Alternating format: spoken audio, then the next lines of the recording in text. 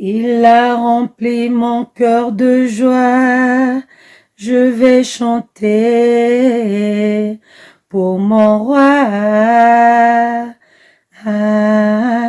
Exalter, louer son nom, ce beau nom de Jésus. Il a rempli mon cœur de joie. Je vais chanter pour mon roi. Exalter, louer son nom, ce beau nom de Jésus. Oh oui, Emmanuel, Emmanuel, Emmanuel, Emmanuel, il entra dans ma vie, il entra dans ma vie, m'a transformé, m'a libéré. Oh oui, Emmanuel, oh oh, Emmanuel, Emmanuel, il entra dans ma vie, il entra dans ma vie, m'a transformé, m'a libéré. Au son du tambourin, j'entrerai dans le sein. J'adorerai mon Rédempteur, le Prince de la paix. Au son du tambourin, au son du tambourin, j'entrerai dans le sein. J'adorerai mon Rédempteur, le Prince de la paix. Oh oui, Emmanuel, oh, oh, Emmanuel, Emmanuel, il entra dans ma vie, il entra dans ma vie, m'a transformé, m'a libéré. Oh oui, Emmanuel.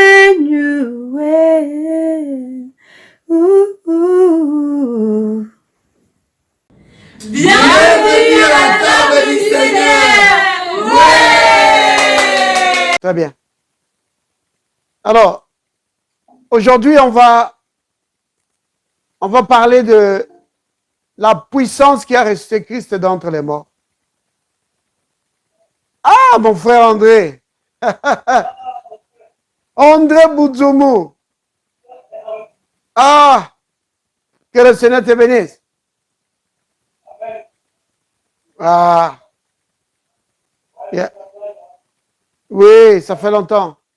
Ça fait longtemps. Que le Seigneur te bénisse richement. En tout cas, ça me fait plaisir de te revoir. Oui, que le Seigneur te bénisse richement. Ok, donc, aujourd'hui, nous allons parler de la puissance de résurrection. La puissance qui a sorti Jésus de la tombe. La puissance qui a ressuscité Jésus. Vous comprenez? Parce que aujourd'hui, c'est le dimanche de Pâques, n'est-ce pas? Bon, donc, la Pâques, vous savez ce que c'est. Qui connaît ce que c'est la Pâques?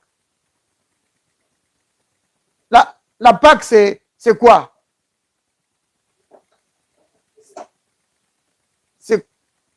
C'est quoi la signification de la Pâques? Oui. C'est quoi? C'est Christ. Oui, la Pâques, c'est Christ, c'est vrai. Mais pourquoi on dit que Christ, c'est notre Pâques? Parce que c'est l'agneau qui a été sacrifié. Amen. Donc, l'agneau a été sacrifié. Donc, la Pâques, la signification de la Pâques, c'est ça représente la mort de Christ, l'agneau de Dieu, qui ôte le péché du monde, mais pas seulement. Ça représente aussi la résurrection. Donc c'est les deux. La mort et la résurrection de Christ. C'est vraiment important de comprendre que la Pâque, parfois, les gens disent, oh, c'est la résurrection. D'autres, c'est la mort. Mais c'est les deux. La mort et la résurrection du Christ.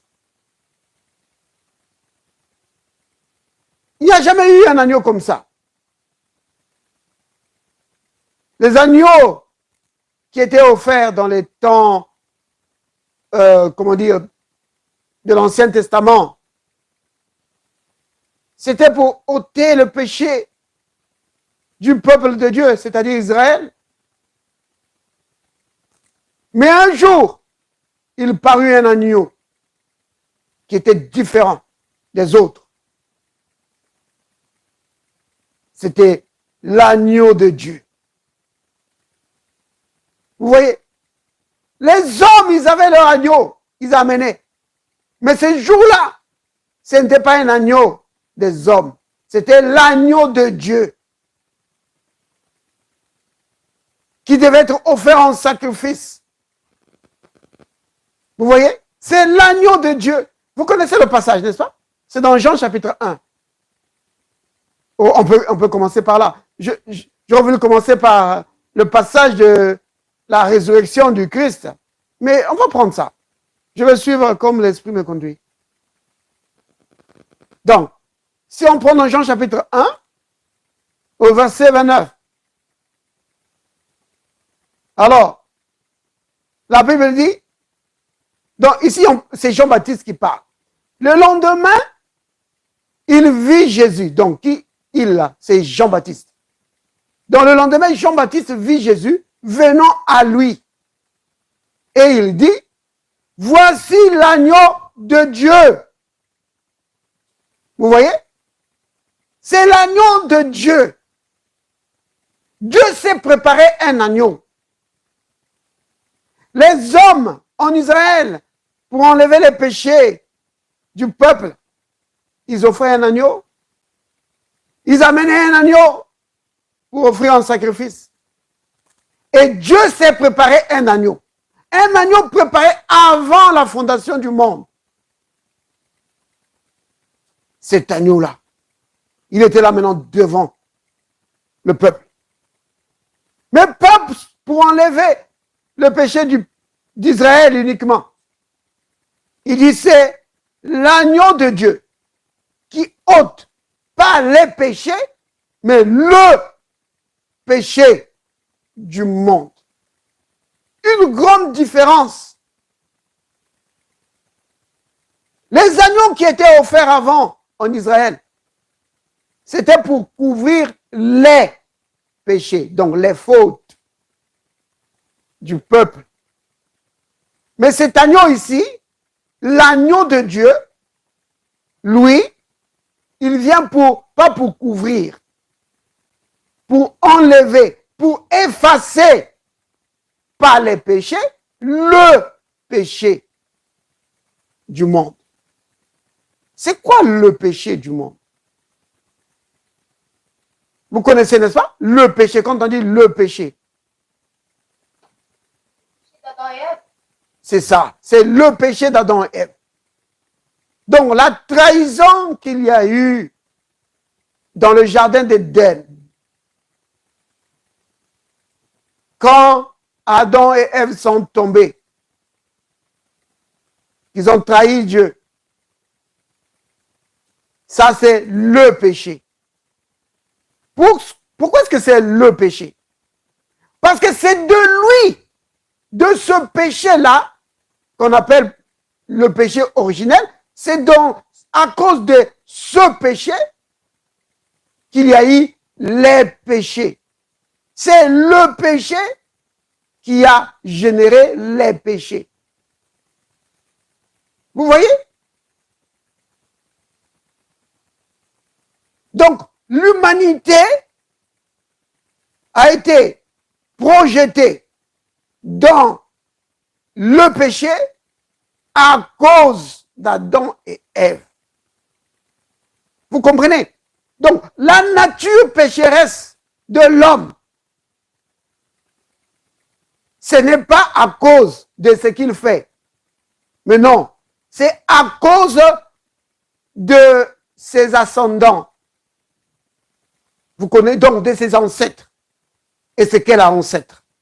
Adam et Ève. Donc, l'homme est considéré pécheur, pas parce qu'il fait des fautes. Non, c'est parce qu'il est descendant d'Adam et Ève. Vous voyez? Donc, Adam et Ève ont produit une descendance des enfants pécheurs. Amen. Vous voyez? C'était ça. Adam et Ève ont produit des enfants pécheurs. Maintenant, pour sortir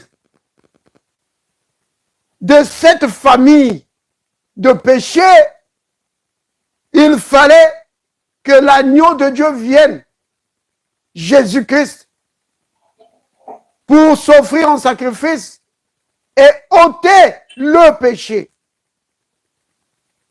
Vous voyez? Donc, il a payé le prix pour le péché d'Adam et Ève, mais ce n'est pas tout. C'est comme quelqu'un qui est fauché. Vous voyez?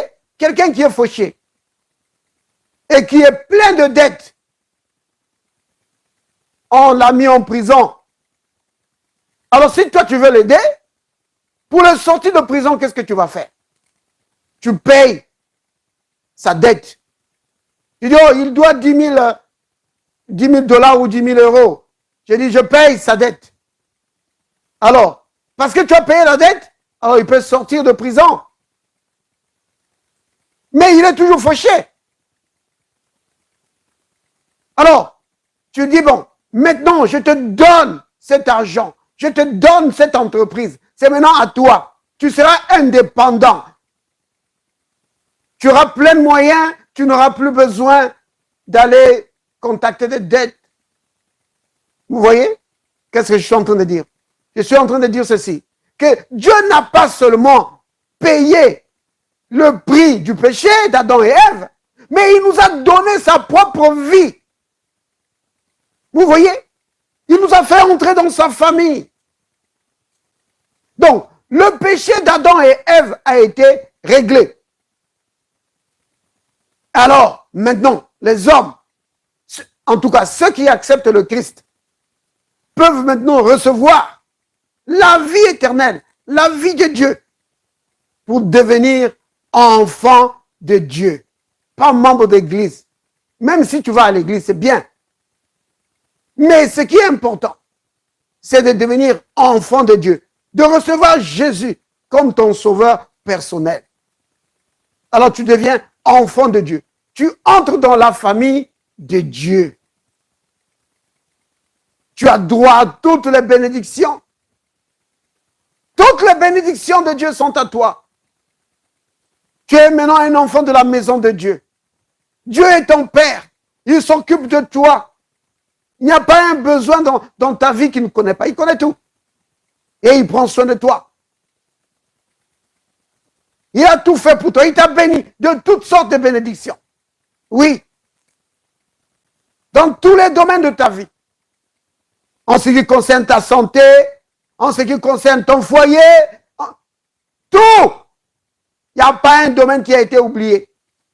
Et en plus de cela, il t'a donné ses propres capacités pour que tu vives une vie de victoire. Il a mis son esprit en toi et t'a donné l'autorité. Il dit, fils, moi ton père, je vis seulement dans la victoire. Je ne connais pas de défaite. Toi, je t'appelle dans ma famille pour que tu vives la même vie que moi. Une vie de victoire, pour dominer sur les circonstances de la vie. Alléluia. C'est cela. Vous comprenez? C'est ça la Pâque. La Pâque, c'est cela. Donc, la mort et la résurrection du Christ a permis à l'humanité d'entrer dans une vie glorieuse. Oui, une vie glorieuse. Alors, nous allons parler de cela, de la puissance là, qui a sorti Jésus de la tombe. Donc, on va prendre prenons Éphésiens chapitre 1er. Dans Éphésiens 1, l'apôtre, on va commencer à partir du verset, bon, on peut commencer normalement à partir du verset 15.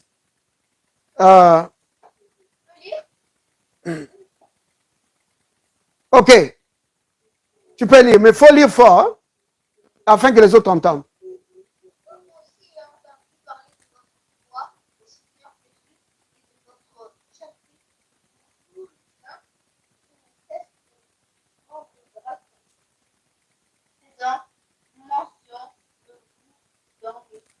Amen.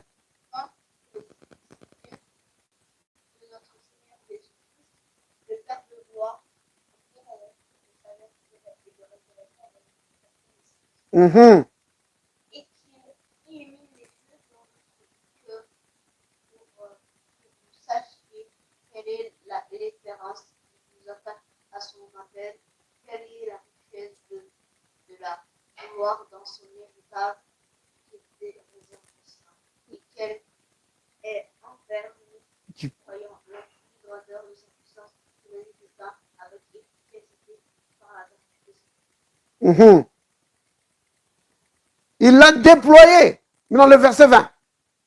Il a déployé en Christ en le ressuscitant dans les morts et en le faisant asseoir à sa droite dans les décès. Voilà, tu peux t'arrêter là. Donc, verset 15 à 20. Vous avez suivi, bien-aimé. Donc, l'apôtre Paul écrit aux chrétiens d'Éphèse.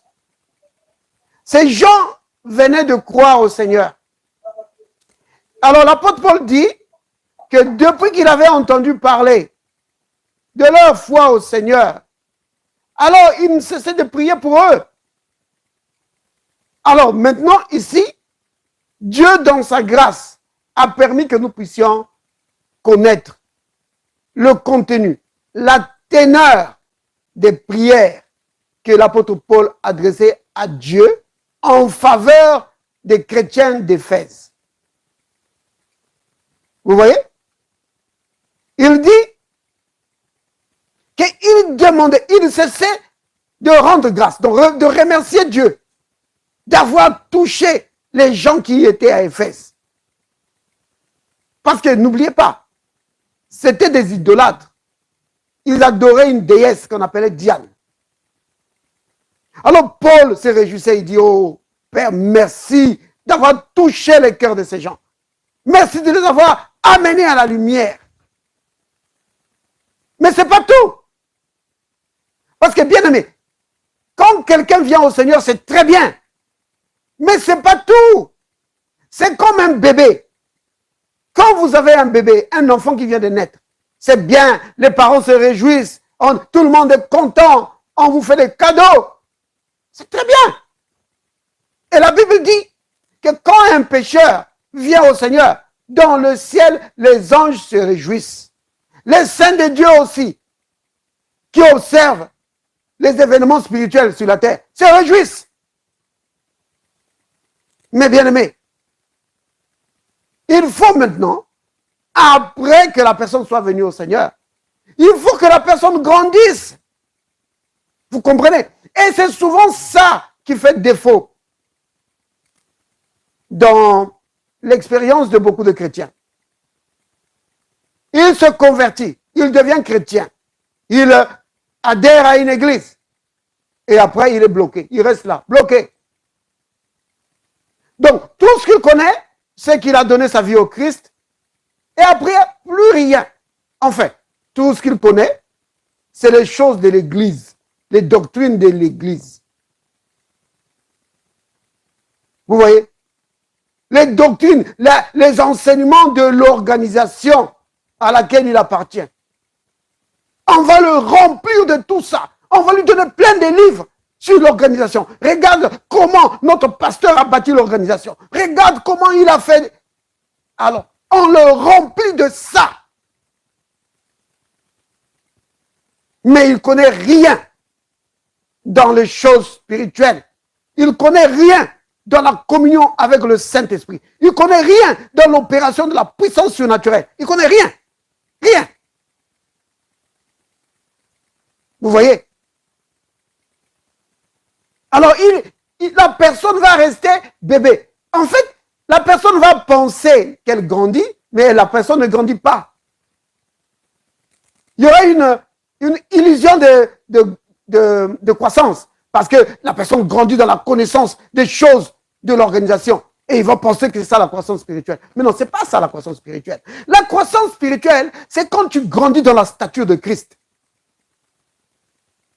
Donc, ta communion avec le Christ grandit. Et la manifestation de Christ dans ta vie progresse aussi. Tu progresses dans la connaissance du surnaturel. Bien aimé, n'oubliez pas qu'un chrétien a été appelé à vivre une vie surnaturelle sur la terre. Oui. Tout dans la vie chrétienne est surnaturel. Tout. Voici les signes qui vont accompagner ceux qui auront cru. Le mot signe là, vous pouvez le remplacer par surnaturel. Voici la vie surnaturelle que va vivre ceux qui vont croire. Vous voyez? Donc, dès que tu acceptes Jésus-Christ comme ton sauveur personnel, tu es projeté, catapulté dans le royaume de Dieu. Vous entendez ça? Tu appartiens maintenant au royaume de Dieu. Mais le royaume de Dieu, c'est un royaume surnaturel. Donc, tout à propos de toi devient surnaturel. Vous voyez? Pourquoi? Parce que c'est le spirituel qui contrôle le naturel. Alors, l'apôtre Paul, connaissant toutes ces choses, il priait Dieu, demandant que Dieu donne l'esprit de sagesse et de révélation. C'est quel esprit ça? C'est le Saint-Esprit. Il demandait, Seigneur, quel ton esprit de sagesse et de révélation travaille dans la vie de mes bien-aimés qui sont à Éphèse pour qu'ils connaissent l'espérance qui s'attache à l'appel qu'ils ont reçu. Vous voyez? À quoi tu dois t'attendre quand tu es enfant de Dieu? Quand tu deviens enfant de Dieu, à quel genre de vie tu dois t'attendre? À une vie dominée par les circonstances de la vie? Dominée par les démons, les maladies et toutes ces choses? Non! Dieu ne nous a pas appelés à ça.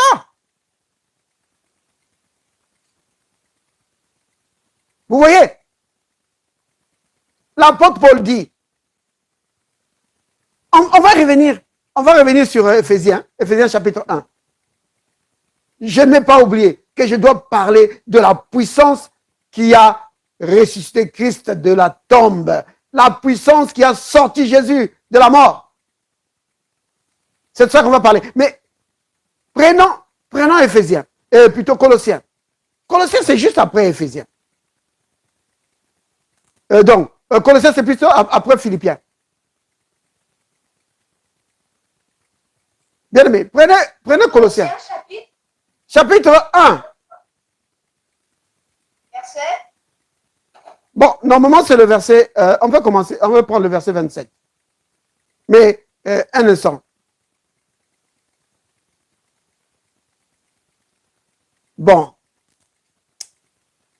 Prenons le verset, parce que si tu commences le verset 27, ça ne donne pas de sens, parce que ça commence à qui Dieu a voulu. Alors, tu te dis, ça... commençons au verset 26. Vous pouvez lire? Oui. Le nécessaire et dans tous les âges, il est révélé maintenant dans l'assistance. À qui Dieu a voulu faire connaître quelle est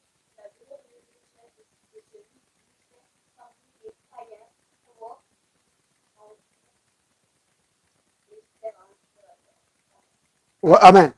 Donc, vous avez vu, bien-aimé, c'est un mystère qui a été caché pendant longtemps. Pendant longtemps. Et Dieu a décidé de révéler cela, de le faire connaître au sein de Dieu, et notamment aux païens, c'est-à-dire aux non-juifs que nous sommes. Et c'est quoi ce mystère? C'est que Christ, quand il vient en toi, quand Christ vient en toi, oh là là, Dieu te garantit maintenant une vie de gloire. Vous voyez?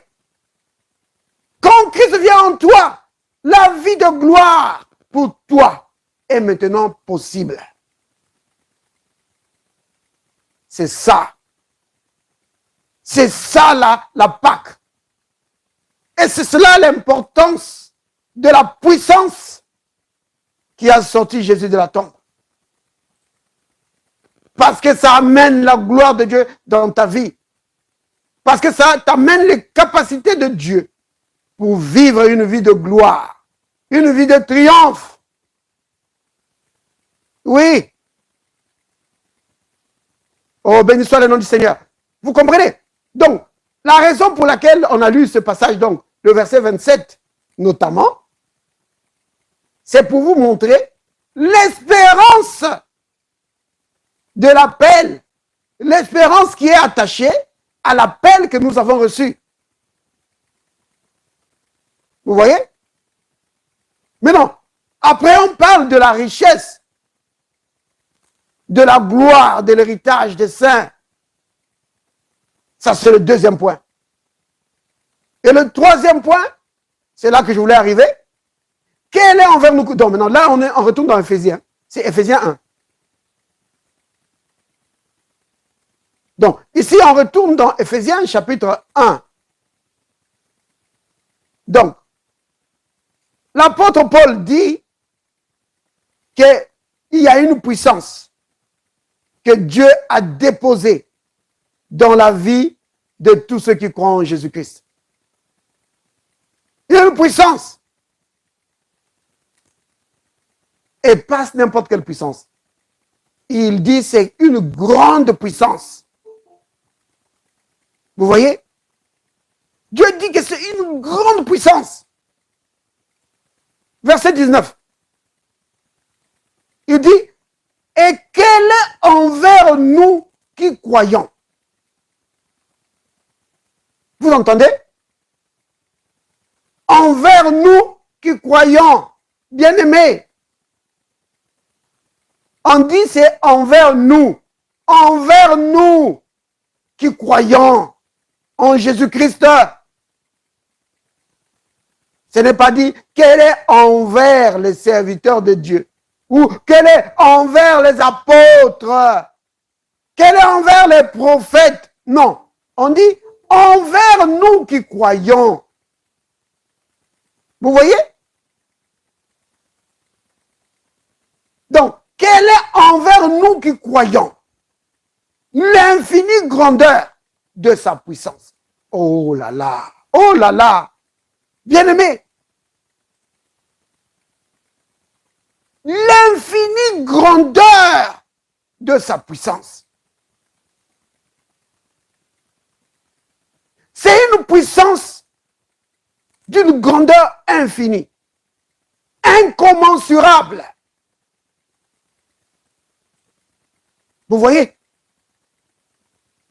C'est-à-dire qu'il n'y a pas de limite à ce que cette puissance peut faire. Ah! Une puissance d'une capacité infinie. Mais cette puissance se trouve où? Dans le ciel? Non! Dans chaque enfant de Dieu. Il dit, quelle est envers nous qui croyons l'infinie grandeur de sa puissance. Dieu a pris sa puissance infinie avec des capacités infinies et a déposé ça dans la vie, dans le cœur, c'est-à-dire dans l'esprit de chaque enfant de Dieu. Vous voyez? Maintenant, si vous voulez savoir à peu près, qu'est-ce que cette puissance peut faire? L'apôtre Paul continue, il dit que cette puissance, ça s'est manifesté le jour où Jésus est sorti de la tombe. Il dit que cette puissance se manifestant avec efficacité par la vertu de sa force. Verset 20, il dit que cette puissance a été déployée en Jésus-Christ, en le ressuscitant des morts. Pas seulement ça, et en le faisant asseoir à la droite, à sa droite dans les lieux célestes. C'est une puissance de résurrection et c'est une puissance d'élévation qui t'élève. Oh là là! Ça a mis Jésus dans une position d'autorité. Maintenant, cette puissance de résurrection, d'autorité, d'élévation, est venue dans ta vie. Bien-aimé, le jour où tu as accepté Christ, cette puissance est venue dans ta vie. Maintenant, tu peux te dire, mais c'est quoi cette puissance? Tu veux savoir quelle est cette puissance qui a sorti Jésus de la tombe? Oui. Eh bien, prenons Romains, chapitre 8, verset 11. Romains, chapitre 8, verset 11.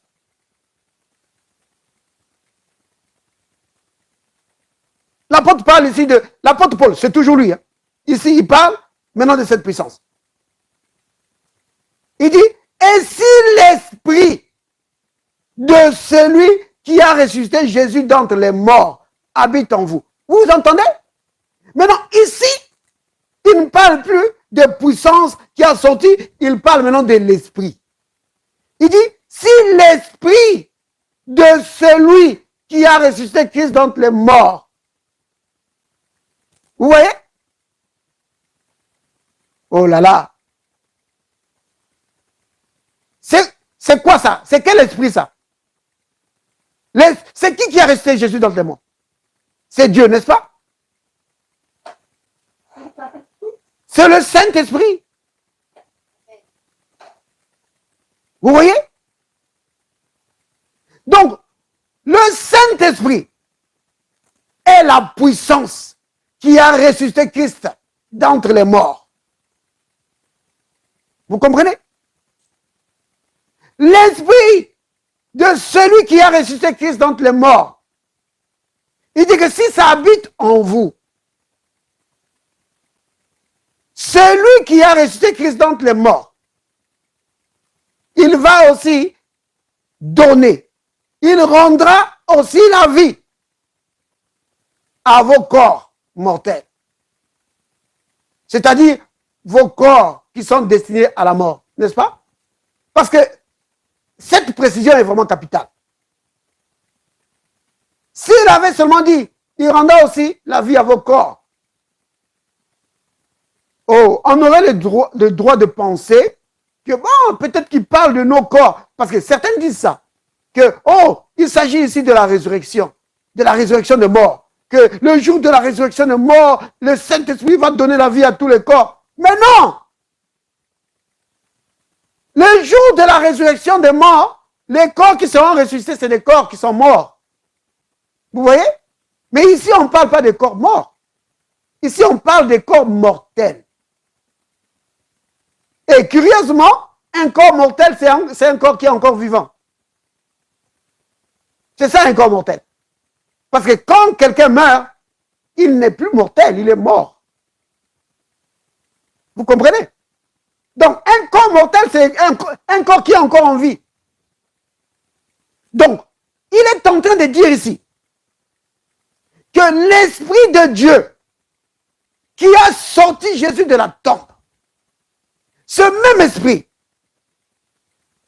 est venu en nous pour donner la bonne santé, pour donner la vie à nos corps vivants, donc nos corps mortels.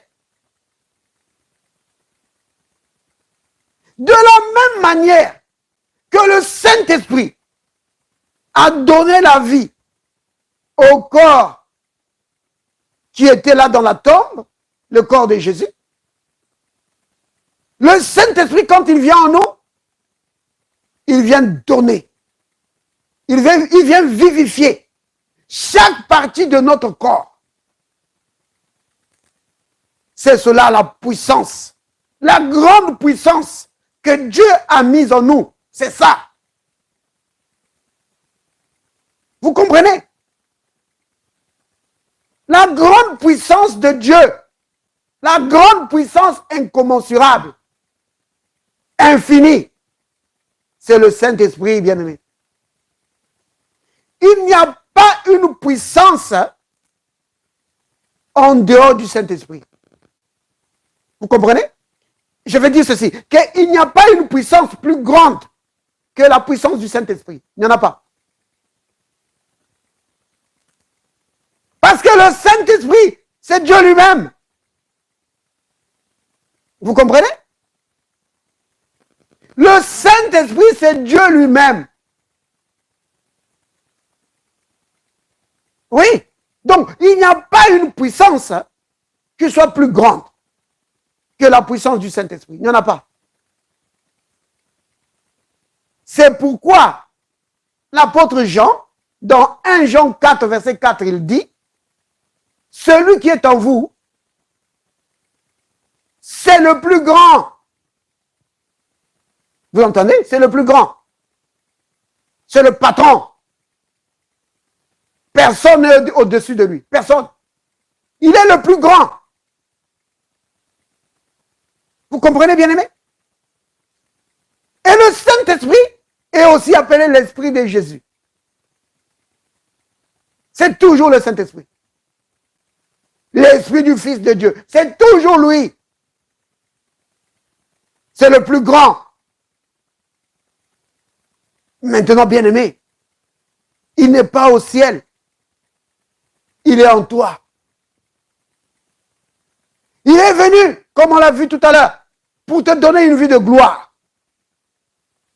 Il est venu pour communiquer la bonne santé, pour tuer tout germe de maladie dans ton corps, pour enlever toute infirmité. Oui, régénérer chaque partie de ton corps, pour briser la puissance des ténèbres dans ta vie. Oui. Pour briser la puissance de l'esprit d'oppression, de l'esprit d'infirmité, de maladie. Brisez ça au nom de Jésus. Oui. C'est cela. C'est cela l'importance de la Pâque, bien-aimé. L'importance de la Pâque, c'est ça. L'esprit qui a ressuscité Jésus, c'est ça. Cet esprit qui a ressuscité Jésus habite maintenant en nous. C'est pas moi qui le dis, bien-aimé. Ce sont les Écritures. Je crois qu'on a abondamment parlé de cela pendant longtemps déjà. Mais on va prendre quelques passages. Prenons par exemple dans 1 Corinthiens 6, que vous connaissez très bien. 1 Corinthiens 6. Ici on est dans Romains 8. Hein. S'il vous plaît, restons d'abord dans Romains 8. Prenons le verset 9 de Romains 8.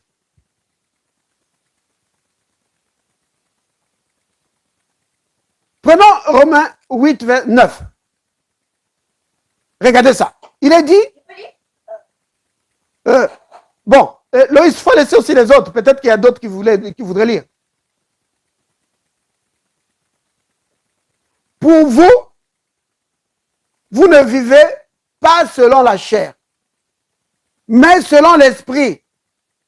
Si du moins, l'esprit de Dieu habite en vous. Maintenant, regardez ça. La deuxième partie du verset 9. Si quelqu'un n'a pas l'esprit de Christ, il ne lui appartient pas. Vous voyez? Autrement dit, tous ceux qui appartiennent à Christ ont en eux l'esprit de Christ. Vous comprenez? Je sais que dans certains endroits, on a enseigné aux enfants de Dieu qui n'avaient pas le Saint-Esprit. Ça, c'est juste la confusion entre avoir l'Esprit de Dieu en soi et être baptisé du Saint-Esprit. C'est juste cette confusion-là. Le baptême du Saint-Esprit, c'est une deuxième étape qui vient pour te faire entrer encore en profondeur de l'expérience du Saint-Esprit. Mais quand tu reçois le Christ comme ton sauveur, le Saint-Esprit vient déjà habiter en toi pour te communiquer la vie de Dieu. C'est lui qui fait de toi un enfant de Dieu. Il n'y a pas de... Tu ne peux pas être un enfant de Dieu si tu n'as pas l'Esprit de Dieu. Ce n'est pas possible. Parce que c'est le Saint-Esprit qui amène la vie éternelle. La vie éternelle, c'est la vie du Saint-Esprit. C'est la vie de Dieu. Ce n'est pas la vie de l'Église. C'est la vie de Dieu. Quand tu acceptes Jésus, le Saint-Esprit vient. Il habite en toi. C'est pourquoi l'apôtre Paul dit aux chrétiens de Rome que si tu n'as pas l'Esprit de Christ, tu ne lui appartiens pas. Et donc, ça c'est vraiment, comment dire, quelque chose de fort. Surtout chez certains chrétiens qui disent, oh frère, moi je n'ai pas l'Esprit de Dieu, je n'ai pas le Saint-Esprit. Oh, que Dieu me donne le Saint-Esprit. Si tu cherches le baptême du Saint-Esprit, ça c'est autre chose. Mais l'Esprit de Dieu habite en toi. C'est ça qui fait de toi un enfant de Dieu. Si tu n'as pas le Saint-Esprit, tu n'as aucun droit de t'appeler enfant de Dieu. Aucun droit. Celui qui n'a pas l'Esprit de Christ ne lui appartient pas. Vous comprenez? Et c'est très simple pour recevoir le Saint-Esprit. Je l'ai déjà dit tout à l'heure. Il faut accepter le Christ. Jésus lui-même dit que quand tu le reçois, que tu crois en celui qui l'a envoyé, tu reçois, tu as la vie éternelle. C'est ça, recevoir le Saint-Esprit. C'est ça, le salut. Et le Saint-Esprit là qui vient en toi là, c'est lui le plus grand. Oui. Maintenant, bien aimé, prenons dans 1 Corinthiens, chapitre 6, verset 17, que j'ai mentionné tout à l'heure. 1 Corinthiens 6. Est-ce que je peux lire? Tu peux lire, Lévi.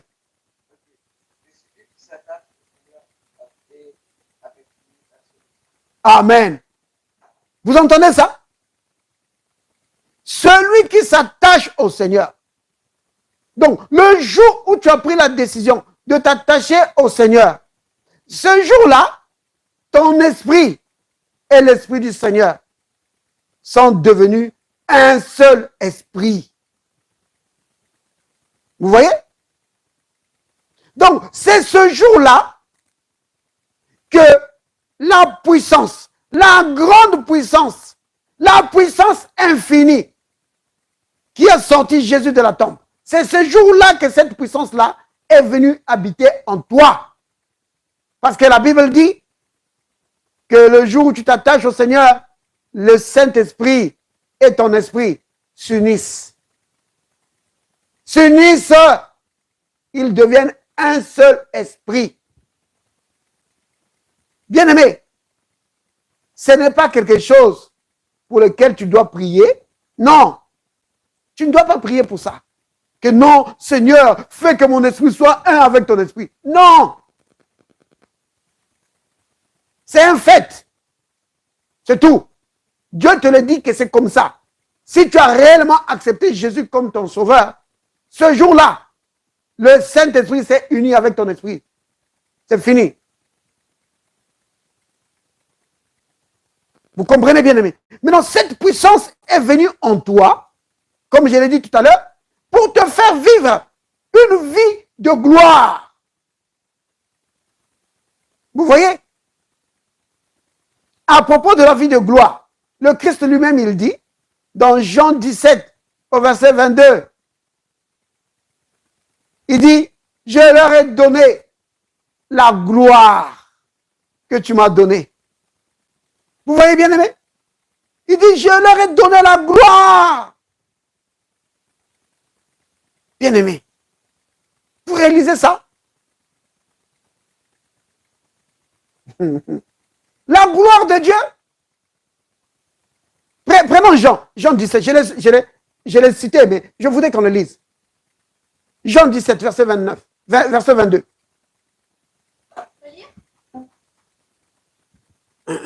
Oui, tu peux lire. Je leur ai donné la gloire que tu m'as donnée, afin que tu sois un. Amen. Je leur ai donné la gloire que tu m'as donnée. Bien aimé, vous réalisez ça?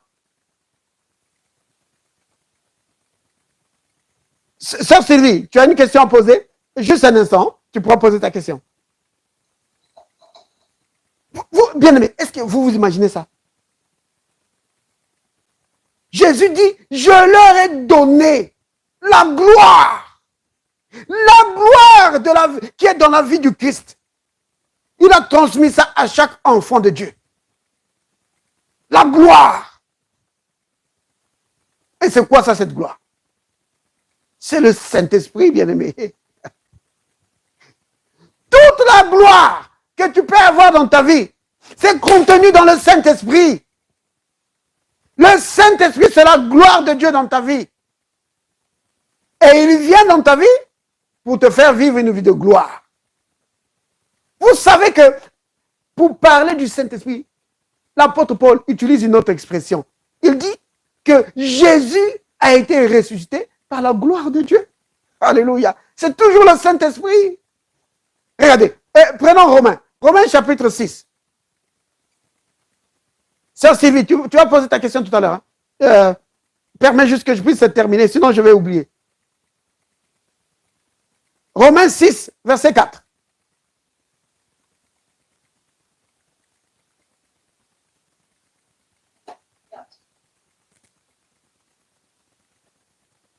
Romains 6, verset 4.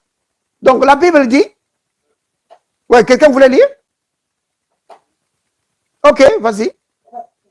Nous avons donc été ensevelis avec lui par le baptême en sa mort, afin que Christ est mort par la gloire du Père, que même nous aussi nous marchions avec lui.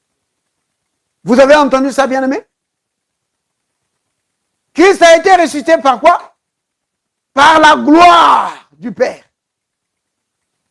Vous voyez? C'est la gloire du Père qui a sorti Christ de la tombe. Et c'est quoi ça, cette gloire du Père? C'est le Saint-Esprit. Vous voyez? Oui. Le Saint-Esprit, c'est la gloire du Père. Maintenant, quand le Christ dit dans Jean 17, 22, je leur ai donné la gloire que tu m'as donnée. Il nous a donné le Saint-Esprit, la gloire de Dieu dans notre vie, pour que aussi nous puissions vivre une vie de gloire. Vous voyez? Oui. Une vie de victoire sans cesse. La puissance qui a sorti Jésus de la tombe, la puissance qui a resté Christ de la tombe, vient dans ta vie quand tu acceptes le Christ. Pour que tu vives une vie de gloire.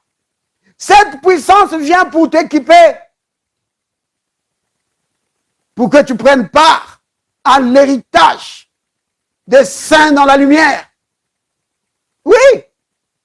Le Saint-Esprit vient pour faire tout ça. Le Saint-Esprit, ce n'est pas seulement pour parler en langue. Rabaya, Sotokoba, Sande. Oh, j'aime ça. J'aime prier en langue. J'aime beaucoup ça. Mais il ne vient pas seulement pour ça. Il vient pour t'amener dans une communion plus profonde avec le Christ. Parce que le Saint-Esprit, c'est lui qui amène la réalité de Jésus dans ta vie. Vous comprenez? S'il n'y avait pas de Saint-Esprit, Jésus serait juste une théorie. Vous voyez? Et même la parole n'aurait aucune puissance.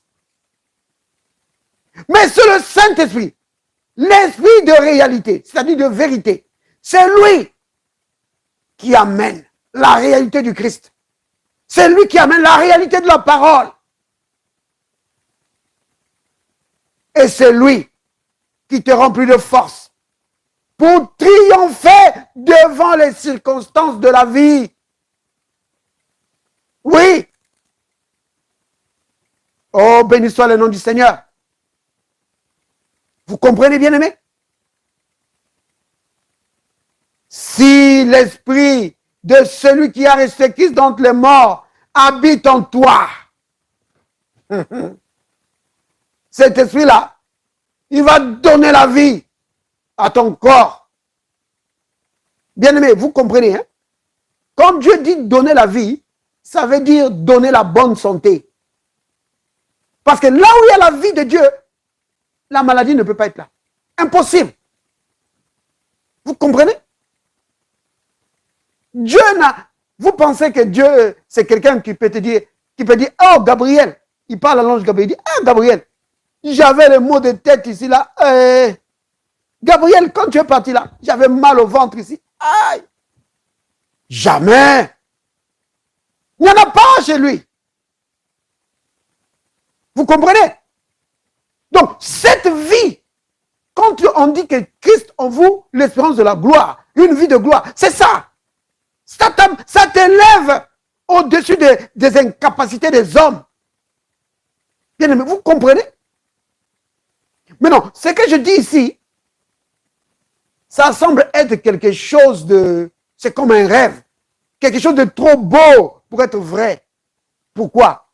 Parce que le chrétien moyen ne vit pas une vie comme ça. Vous voyez? Le chrétien moyen ne vit pas une vie comme ça. Le chrétien moyen est vraiment submergé de problèmes, dominé par les problèmes, dominé par les situations de la vie. C'est ça les chrétiens qu'on voit d'habitude. Et ce n'est pas leur faute. Je ne jette pas le blâme sur mes frères et mes sœurs. Non. Ce n'est pas à cause de leur faute. Mais souvent, c'est à cause de l'ignorance. Et parce que d'autres ont prêché, ont enseigné que c'était la volonté de Dieu, que le chrétien souffre ici sur la terre, qu'il souffre ici. Oh, sur la terre ici, il y a même des chants comme ça. Que sur la terre ici, nous n'avons que souffrance et peine. Et nous allons nous reposer au ciel. Ah ouais? Donc Jésus il est mort pour rien. Jésus il est mort pour rien. C'est ça.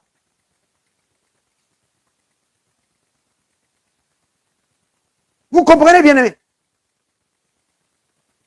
De la même manière que les démons, ils viennent dans le corps des hommes pour causer des maladies, l'Esprit de Dieu, lui, il vient pour donner la bonne santé. L'Esprit de Dieu vient pour détruire tout ce que les démons ont planté dans ta vie. Tout ce que Satan a planté, l'Esprit de Dieu déracine ça. Oui, il brise tous les liens de Satan. Vous comprenez, bien aimé? C'est cela la Pâque. Béni soit le nom du Seigneur. Alléluia. Oui, le Christ n'est pas mort pour rien. La bonne santé est à nous. La vie de gloire, c'est à nous. Vous comprenez, bien-aimés? Ne dis pas, mes frères, moi je ne vois pas ça. Ma vie, c'est toujours des problèmes. C'est toujours des problèmes. Ce n'est pas parce que tu ne vois pas ça que ce n'est pas pour toi. Commence d'abord à reconnaître cela. Pas parce que moi je le dis, mais c'est parce que c'est dans la parole. La parole de Dieu, c'est la vérité. C'est-à-dire, c'est la réalité. Donc, commence à reconnaître, Père, merci. Parce que Christ vit en moi. Et Christ en moi me garantit une vie de gloire. Une vie de triomphe. Merci, Père, parce que l'esprit de celui qui a sorti Jésus de la tombe habite en moi. Et communique la vie, la bonne santé à chaque partie de mon corps. Oui, l'Esprit de Dieu détruit tout ce que Satan a mis en moi. Vous comprenez, bien-aimés? C'est cela. Commence à dire ça. Parce que, souvenez-vous, je l'ai déjà enseigné plusieurs fois, que tout ce que Dieu nous a donné, tout, vous entendez tout, nous le possédons en proclamant la parole. À commencer par le salut. Ça, c'est le principe de Romains 10, verset 10. Car c'est en proclamant, en confessant de la bouche. Vous voyez? Donc, en croyant du cœur, on parvient à la justice, hein, et en confessant de la bouche, on parvient à quoi? À la défaite. Oui. En confessant de la bouche. Est-ce que la Bible dit en confessant de la bouche, on parvient à la défaite? En confessant de la bouche? Non. En confessant de la bouche. Si tu confesses la parole, tu parviens au salut, c'est-à-dire à la victoire, à la guérison, à la délivrance. Parce que le mot salut veut dire tout ça. Ça veut dire bonne santé. Vous comprenez, bien aimé? Donc, il y a deux étapes. Tu prends le temps d'abord d'emmagasiner toutes ces paroles-là de la Bible. De comprendre ça. Il faut d'abord ça. Si tu commences, non, moi je vais confesser. Non, prends le temps d'abord de méditer la parole. Parce que quand tu médites la parole commence à redresser. À redresser, à aligner tes pensées sur la pensée de Dieu. Ça, c'est le principe de Romains 12, versets 1 à 2. Il va régénérer ton intelligence pour aligner ton intelligence sur la parole. Tu vas arrêter de penser comme pensent les gens du monde. Que nous sommes venus sur la terre ici seulement pour souffrir. Ah, moi seulement sur la terre ici c'est pour souffrir. C'est comme ça que les gens pensent. Les hommes du monde, c'est comme ça qu'ils pensent. Peu importe, même s'il est dans une église. Ils pensent comme ça. Mais ce n'est pas ce que Dieu pense de toi. Ce n'est pas ce que Dieu a prévu pour toi. Dieu, il dit qu'il connaît ce qu'il a prévu pour toi. Il dit, moi, je connais. Je sais ce que j'ai prévu pour toi. J'ai des projets de bonheur pour toi. Ce n'est pas des projets de malheur. Si tu vis dans le malheur, ce n'est pas moi. Moi, je n'ai pas prévu ça pour toi. Oh, béni soit le nom du Seigneur. Béni soit le nom du Seigneur. Amen, amen, alléluia. Ok. Bien aimé, je vais m'arrêter là. Je vais m'arrêter là. On va passer aux requêtes et puis si les gens ont des questions, vous pouvez poser des questions. Ok. Mais avant cela, on va quand même faire une confession de la parole. Parce que souvenez-vous, entendre ces choses, c'est bien. Mais maintenant, tu dois posséder ça. C'est-à-dire que ça doit devenir une réalité dans ta vie. Et comme je l'ai dit, c'est le principe de Romains 10, 10. Tu dois proclamer ça de la bouche.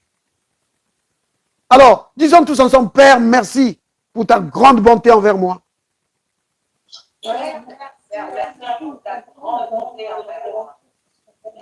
Merci pour la grande puissance que tu as placée dans ma vie.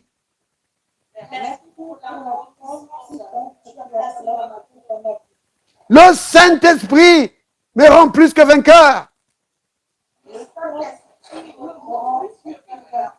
Je suis vainqueur de la maladie. Je suis vainqueur des puissances des ténèbres. Et rien ne peut me nuire. Au nom de Jésus. Amen.